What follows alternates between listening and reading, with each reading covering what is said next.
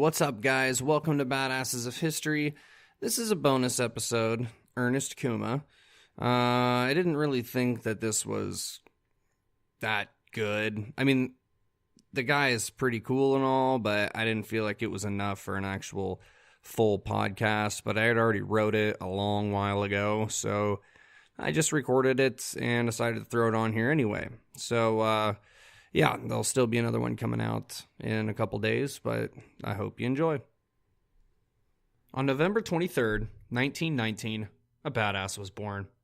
His name was Earnest Richard Kouma, and he would go on to be a real-life juggernaut. Ernest was a farm boy and worked his family's field for most of his childhood. At 20 years of age, he enlisted in the United States Army, eventually joining the 9th Armored Division. He first saw battle in 1944 on the beaches of Normandy and then the Battle of the Bulge. His unit was dangerously inexperienced. They were sloppy and reckless. Within the next 6 months, however, they would engage in dozens of firefights and would come out hardened, vicious, and fearless. Kouma's heroics were noted then, but what he would become famous for would happen 5 years later in South Korea. You see, when World War II was over, Richard wasn't quite ready to hang up the hat. He stayed in the army and was eventually promoted to tank commander. When North and South Korea waged war on each other, Ernest was still in Japan training and helping post-war efforts. He was called to Korea in August of 1950. Upon landing, Commander Kouma and the majority of the 2nd Infantry Division were put on the front lines of the Pusan perimeter, which was an American defensive just outside the city of Pusan. Meanwhile, the North Korean People's Army was in the process of taking over major supply routes to cut off the supply to the soldiers at the Pusan perimeter. The enemy were under the assumption that the 24th Infantry, whom they'd been fighting for months, were exhausted and would quickly surrender without their supplies. What the enemy was not counting on was the fresh troops following Ernest who showed up overnight, ready and eager to fight. Nevertheless, the Koreans showed up and got way more than they bargained for. Kouma and his men moved to form a defensive line along the Nangtuk River and began firing back and forth across the water, exchanging mortar and small arms fire. This carried on for hours until late evening when a heavy fog blanketed the surrounding areas and there was a moment of silence. At around 10 at night, heavy mortar fire began bombarding the American side of the river. Ernest began counterfire with his tanks. He was blindly firing across the river in hopes of striking the enemy. Some of the surrounding men claimed to hear noises coming from the river and splashes of water. 30 minutes later, the fog finally lifted and revealed the enemy forming a makeshift bridge across the river using various boats throughout the area. Wasting no time, our fearless commander mounted his .50 caliber machine gun on top of his tank and began firing at the ramshackle bridge, quickly destroying most of the vessels that dared to approach. After over an hour of fighting, his men heard over the field radio that they were being called to withdraw. Ernest took it upon himself to cover the retreat of his men by guarding the rear and engaging the enemy as they followed. During this endeavor, Ernest injured his foot while reloading the tank's ammunition.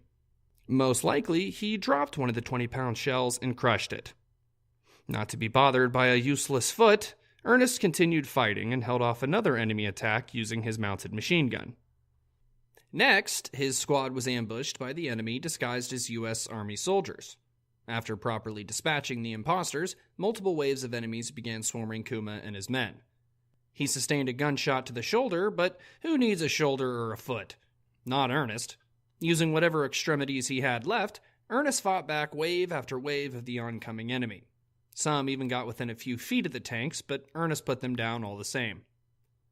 Eventually, the other 3 tanks in his squad had either retreated or were destroyed, and Ernest was left with a single tank, 1 good arm, and 1 foot.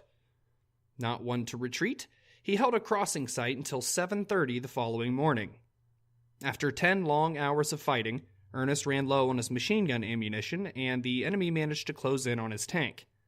Pulling out his pistol, Richard engaged in close combat, firing at the enemy and throwing grenades. Once he had cleared a good enough distance from himself and them, he decided to head to the newly established American lines 8 miles away.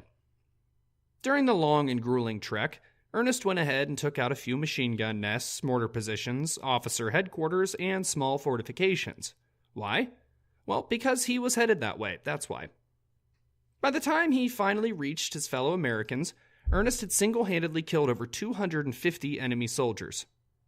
Wounded, tired, and impatient, he crossed American lines and immediately attempted to resupply his tank in order to head back out with the closest armored division. Despite his tenacity, he was ordered by his superiors to evacuate for medical treatment. Just 3 days later, Kouma was feeling restless and decided to get back into the fight. But, not long after he got back on the battlefield, he was inconvenienced enough to evacuate Korea and return to the United States to receive his Medal of Honor by President Harry Truman.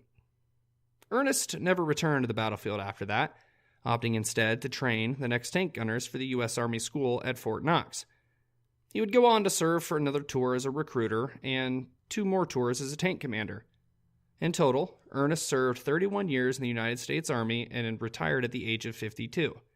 He died peacefully in 1993 at the age of 74 and is buried at the Fort Knox Post Cemetery.